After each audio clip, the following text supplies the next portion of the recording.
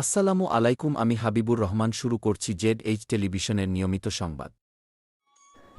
বিএনপির ভারপ্রাপ্ত চেয়ারম্যান তারেক রহমানের স্বদেশ প্রত্যাবর্তন উপলক্ষে বাংলাদেশ জাতীয়তাবাদী দল রংপুরের বদরগঞ্জ উপজেলার কুতুবপুর ইউনিয়ন শাখার বিএনপি ও অঙ্গ সংগঠনগুলোর উদ্যোগে বিশাল এক আনন্দ র্যালি অনুষ্ঠিত হয়। উক্ত আনন্দ র্যালির নাগেরহাট বন্দরসহ বিভিন্ন রাস্তায় প্রদক্ষিণ করেন তারা।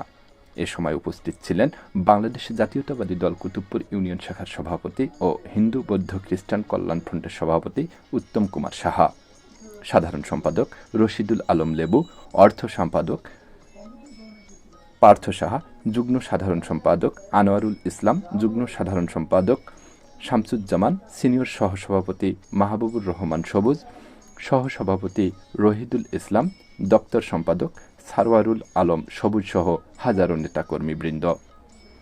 র্যালি শেষে সংক্ষিপ্ত আকারে বক্তব্য রাখেন কুতুবপুর ইউনিয়ন বিএনপির সভাপতি ও হিন্দু বৌদ্ধ খ্রিস্টান কল্যাণ ফ্রন্টের সভাপতি উত্তম কুমার সাহা।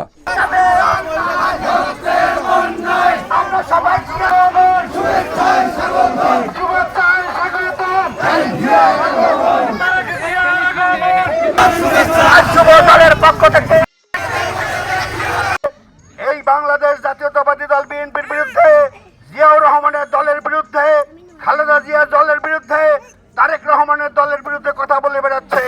তাদের কথায় কান দিয়ে আমাদের কোনো সুবিধা হবে না। তাদের কথায় কেউ কান দেবেন না। আজকে তারেক রহমান আসছে, আপনারা বলেন তো বুকে হাত দিয়ে উনি কোন দল বা কোন জাতি, কোন ধর্মের বিরুদ্ধে কোনো কথা বলেছে কিনা? কোনো কথা বলে নাই।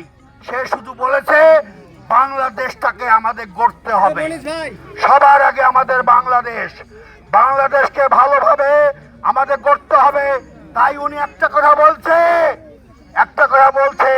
ইংলিশ দিয়ে কথা বলছে, আই হ্যাভ এ প্ল্যান